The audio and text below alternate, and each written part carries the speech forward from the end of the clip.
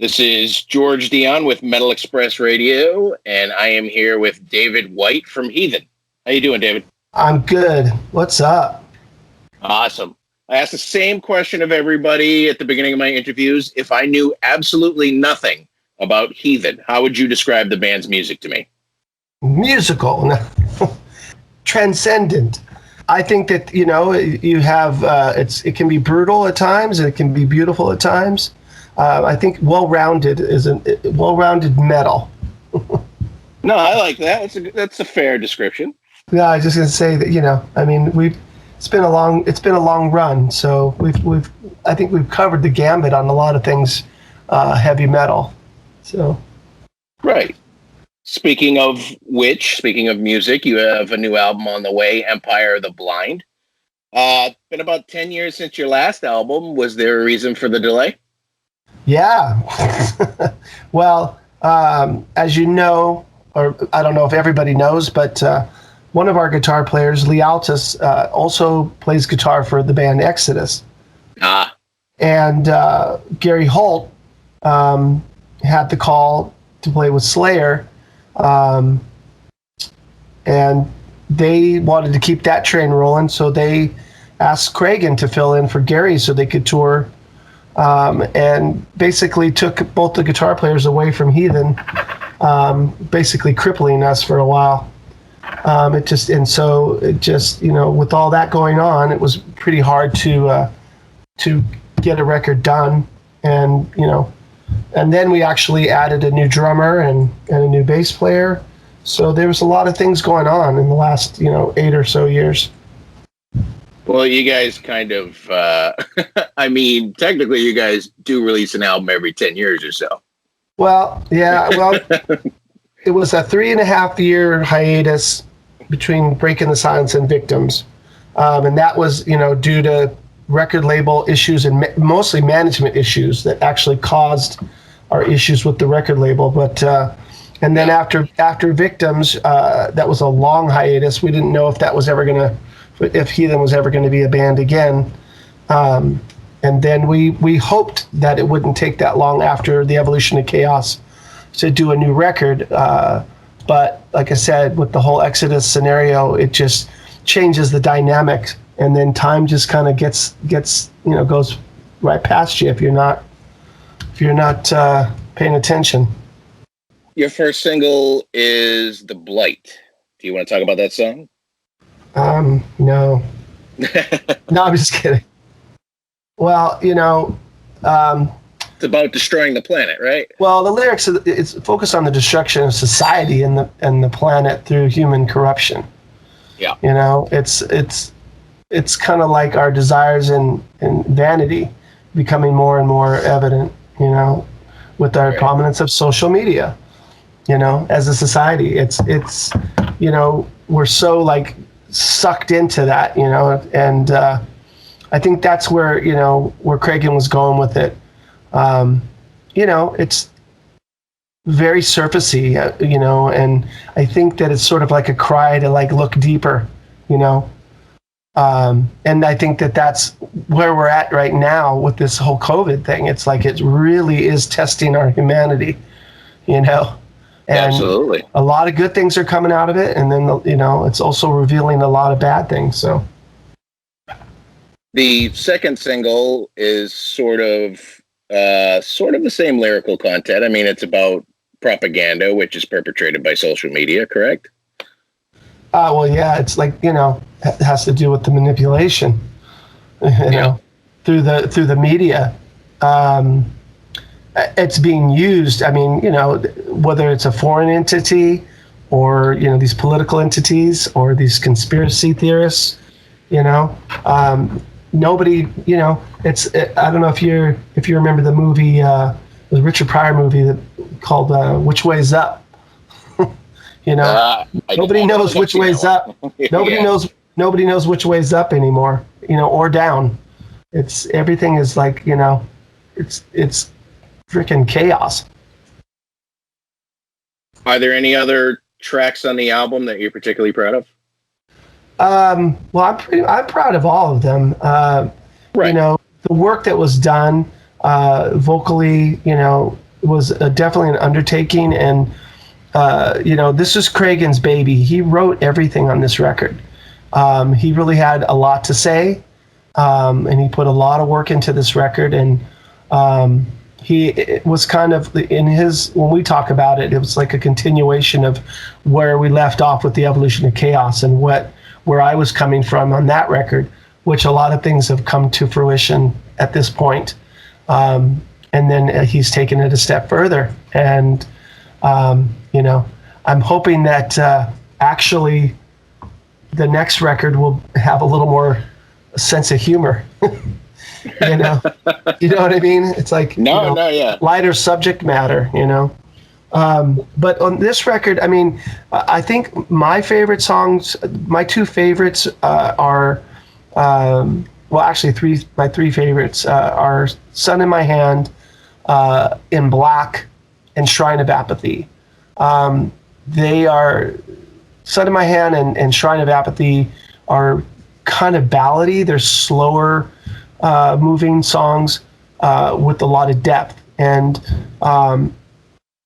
there's a lot of textures in the vocals as well as the music. But personally, I really get to stretch out, and we got to do a lot of layering, and so it was a lot of fun actually creating it in the studio, because we were throwing ideas at each other. It's like, well, let's try that. Let's do the harmony in that spot. And I think it's actually, I think it's the Blight. There's it's in the Blight. There's the sort of bridgy part at the towards the end of the song, and the harmonies I did there, I call them sour harmonies, and it was very reminiscent of like maybe almost like an Alice in Chains, what they used to do. It's like these weird diminished harmonies that just give it a different feel. And so it was things like that, being able to stretch out like that is just, it's so much fun, in the studio. But I, more than anything, I just want to get out and express it live, and can't wait for that day. Well, you have the Rock Hard Fest in 2021 on the books. Is that still going to fly? Well, my guess is as good as yours. Who knows? I'm hopeful that by spring, summer next year, that there'll be some semblance of concerts. I know that they're really trying. Destruction just did a show a couple days ago. It was on farmland. It was an outside venue, and they sort of partitioned little like blocks of bars or whatever for people to be in these little like sections. But I mean, and that's just like, I don't know. That to me is like, wow. But everybody's trying to come up with different ways to make it happen, whether it's a drive-in, with your car or whatever. I wouldn't be against doing that, but it doesn't sound all that great to me to it has its pros and cons. It's like really like right out of the movie Cars, Yes, exactly. Like this metal show with all the cars parked outside. It's crazy. That's right. So even pre-COVID, these European festivals, they're actually pretty good for a band like Heathen, you think? Oh, absolutely. And the European crowds are amazing. Here in America, they only have a few of those types of festivals. Which is sad. They need to do more.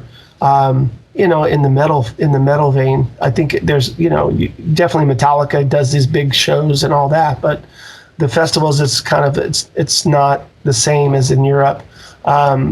And we finished out our last European tour. We did Hellfest, we did Grass Pop and Dockham up in Holland, and they're just so much fun.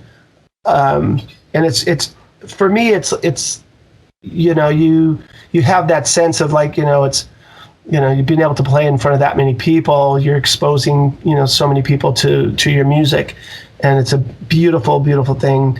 But I like the small clubs. I like it, that personal effect when people are crammed into a sweaty club, and people bodies are flying all over the place, and it's just that is, to me, it's just like it's such a rush. It's so much fun.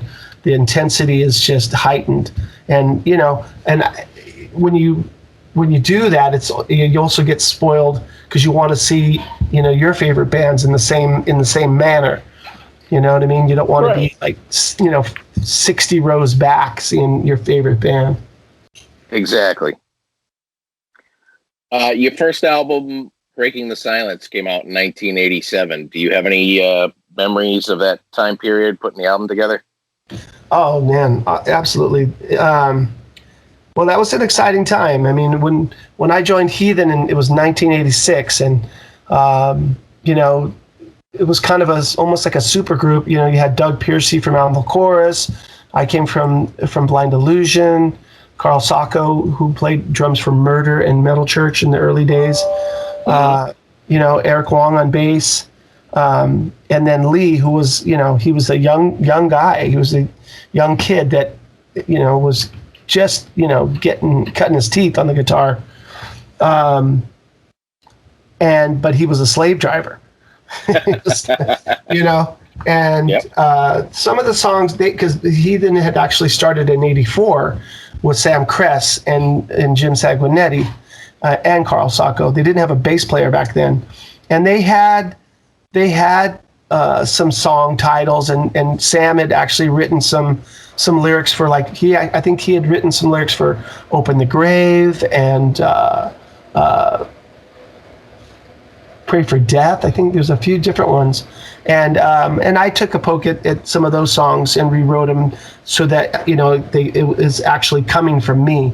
But there was something there with the titles, and we wanted to keep them, and so we started working very hard to get into the whole scene of what was happening, because it was moving. All the clubs were buzzing with metal at that time. Metallica was blowing up. Exodus was blowing up in the club scene. Slayer was coming up and playing at the local clubs at that time. Death Angel, and so we worked our asses off to get into the fray. And I remember Lee always saying, we have to practice. We have to practice. You want to get a record deal, you have to practice. And he'd practically make us practice on Christmas, Right. I mean, seriously. And now he never wants to practice, but it was about a year. Once we got our demo, we had to Pray for Death demo. I think it had 5 songs on it, and we got into the tape exchange. We were getting tapes out to everybody and the different magazines, and actually Combat and Road Racer Records came to us. So we didn't really shop the record at that point. So then we had to get a manager, and we had to get an attorney, and all these business things that we had to do, and then we through the management we got Ronnie Montrose to produce the record, and it was just exciting. And we're all young. We had some experience in the studio, all of us, but it was everybody's first time recording an actual record. And it was a lot of growing pains in the studio, and a lot of life lessons, I'd have to say.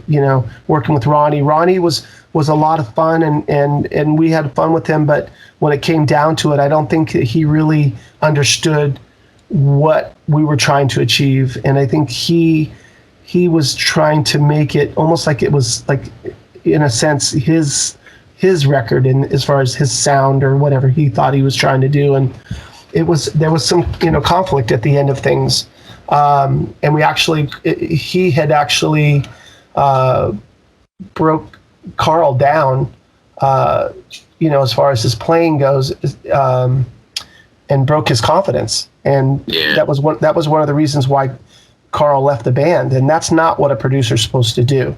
Producer's supposed to take the band that hired him and bring out the best in that band. And I, that was one of the takeaways that was not a positive. There was a lot of that kind of friction. Luckily, the record was very well received, and MTV picked it up. Picked up "Set Me Free," and we had some traction with that, and we actually sold a lot of records. But we also had a manager that was a total bullshit artist, and we loved him. We thought, oh yeah, this is going to be great, and it was Jekyll and Hyde, and it caused us great grief, and we had to let him go, and he went out kicking and screaming, and talked down to us, to the label, and made us look bad, and caused us a lot of problems, and that's why it took so long, and we changed labels for the next record. So there was a lot, it was like, I know there's a lot of gibberish in this, but No. you look at like the record, it was like, I remember looking at the CMJ charts, when the record came out, and we were all over it. It was 1987. Pink Floyd had a new record out. Van Halen had a new record out. Guns N' Roses had a new record, Poison. We were charting with all these bands and charting well, and some of the charts over them. And, it was kind of like, yeah, this is going to happen, and, and then we had all this management problem, and we didn't get a tour until the following year because of it. And then we did a pretty decent tour in the States, but coming out of that, it was just crazy times. And so we went from an all-time high to the all-time low. But then we recovered, and we signed a record deal with Road Racer, and we did Victims, and then went to Europe with Sepultura, and things were back on, So there's been a lot of that with Heathen, and I guess that's just life, You get some good, you get some bad, and it's, that balance, and it keeps you humble. So, your manager at the time, did he have other clients, or was it just you? He had a couple other clients, yeah, and he actually, had previously managed Tesla. Okay. And we were like, wow, okay, because they were on fire right at that time. Yep. And Darren Mentor actually joined the group, and he's from Sacramento, and those guys were from Sacramento, and he knew a couple of those guys. Unfortunately, they were on tour, and we couldn't, speak to them and get their opinion on the guy. Right. And we did finally, but it was too late because he'd actually screwed them over. I see. And and so it was bad, and like I said, he had there was a part of him, he had a good heart in some aspects, but then it came down to something else. I don't know. Like I said, Jekyll and Hyde. Your second album, Victims of Deception, I thought a lot better production versus the first album. Who produced that one? Well, we did with Rob Beaton. Okay. Thank you, Rob Beaton. Okay. God, perfect. Sorry, Rob. He actually, there was another guy that we had picked out to produce the record, and we'd booked the drum room at the music at the plant in Sausalito. Yep. And he wasn't available for the sessions for the drum tracks, so we had to find another engineer plus the house engineer to do the drum tracks. And I had worked with Rob on another project with the band Laughing Dead, and he was awesome, young guy, super talented, and so we called him, and he came in, and everybody just loved him, and he was easy to work with, and got great drum tones, all of it. And so at that point, we all got together and asked him if he would, continue and work on the record with us and, co-produce with us. And we basically fired the other guy because he didn't show up. Right. And so, all of us, were in the mix as far as like how we wanted things to sound, and he was able to bring that out. because he was so talented, and then he definitely had his ideas on things, but it was definitely a group effort. Yeah, it shows through. It's definitely what you'd expect of a band at that time. Well, we had a lot to prove because we were not happy with the production of Breaking the Silence, right? And we definitely wanted to prove to ourselves and to the world or whatever, what we actually sound like and what we are trying to achieve. And I think we got pretty close. Your early albums are probably 20 years old or so at this point. Are there any plans to kind of remaster them and re-release them, or is it just out of your hands? Well, with Victims, I mean, we're happy with it. We wouldn't change a thing at this point. But it is out of print, and we are actually working out a deal with Warner Brothers now, who they retained or they bought Road Racer Records. They own the catalogs and all that. But we're working on a licensing deal to put the record out next year, and I think it's going to be like a 2-year licensing deal, so that we can get the record out there and get it on the shelves. So many people, would like to actually hold it in their hand. Exactly. And then Breaking the Silence. The statute of limitation is going to be up in 2022. That record will actually belong to us now in 2022. So we'll do something special with that. But the tapes were lost. The Music Annex where we recorded that record had a fire, and the tapes were lost. They all have a fire. You notice that? Yeah. Yeah.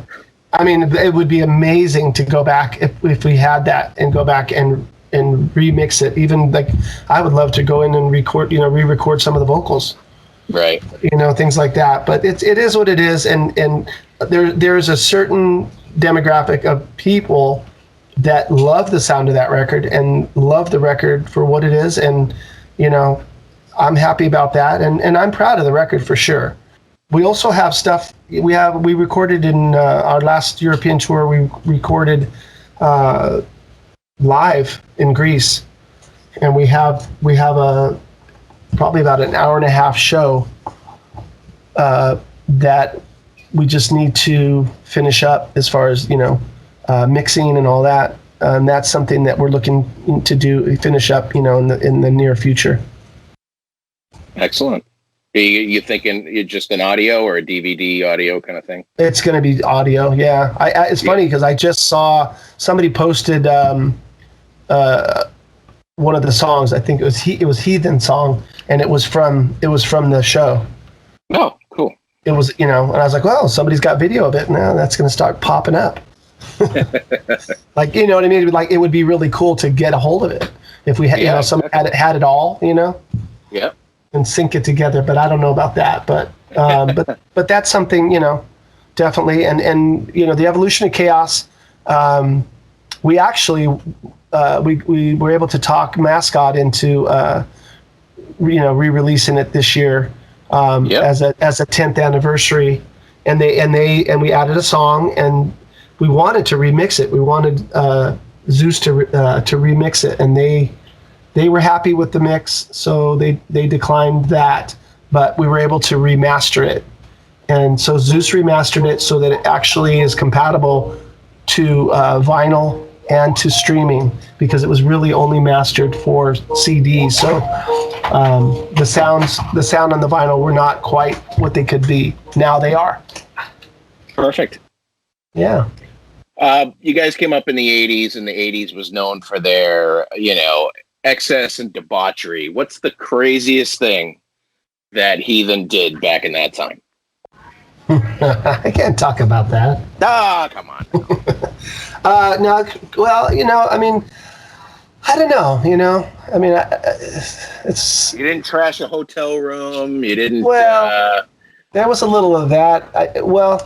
I mean, when on our European tour with Sepultura, I would say, and, I mean, for me, I'm pretty respectful of that kind of stuff. It's not, we're not trying to do that kind of stuff. Right. kind of, indulgence, and, it's to me it's disrespectful, but the 80s were a different breed. Yeah, well, Lee and Darren shared a hotel room. Yeah. And they were watching something on TV, and we'd all been drinking that night, and Lee tried to turn the TV off with a beer bottle. Yeah, well, there you go. Yeah, and he missed. Dead center in the TV. Yeah.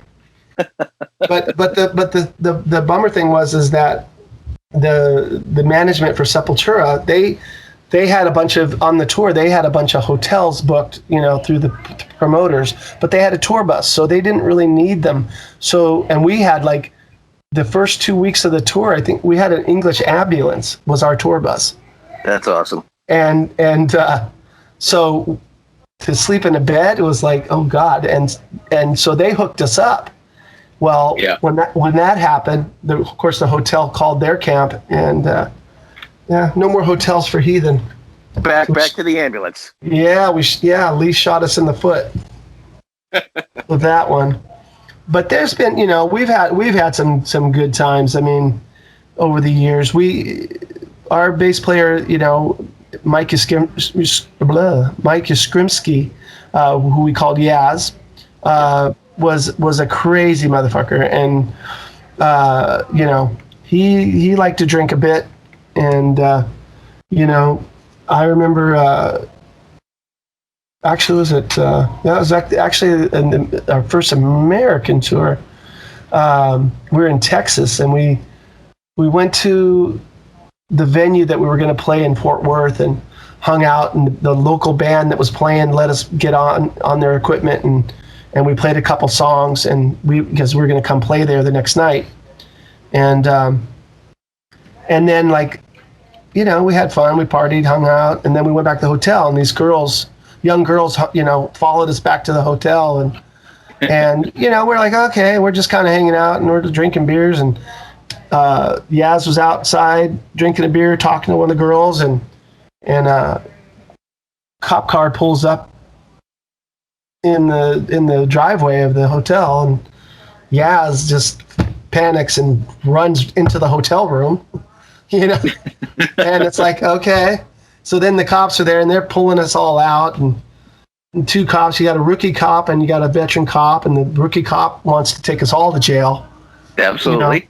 And I'm talking to the veteran cop. I'm like, look, these girls followed us to the hotel. Nothing's happened. We're just we're just here, And so he's like, well, we got to check it out. And turns out these girls were, underage, and, and yeah. But it's like, but then they get a hold of the parents, and the parents are like, oh, these girls do this all the time. Can you just bring them home? And so we're like, and the guy's like, yeah, just be cool. Like, look, we're being cool, whatever.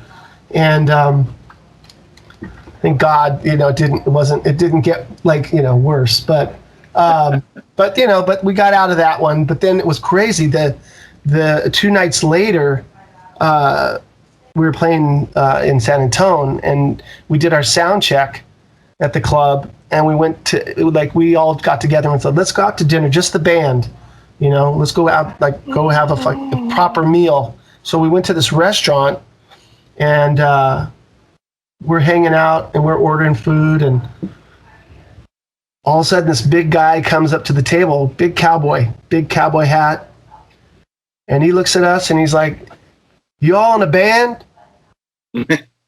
And we're like, yeah. He's like, is your band Heathen? And we're like, oh shit, we are dead. We're so dead. Everybody's thinking that must be like one of the fathers of one of those girls, Yeah. And we're like, yeah. And he goes, oh shit. He goes, oh man, I own a auto shop, and a couple of my guys, they're going to go see your concert tonight, and they would just shit a brick if I got your autograph. We're like, okay, no problem. Just don't kill us, okay? Crisis averted. Yeah. And we ended up, our food came, and we're signing autographs, and then everybody in the restaurant, and the restaurant staff, nobody knew who the hell we were, but they They wanted it, so we're signing napkins. Our food's getting cold, but we're like, as long as we're not in trouble, you know. Don't want to be stuck in a Texas jail. No, not at all. No. Well, that's all I got for you today, Dave. Thanks for talking to Metal Express Radio. All right.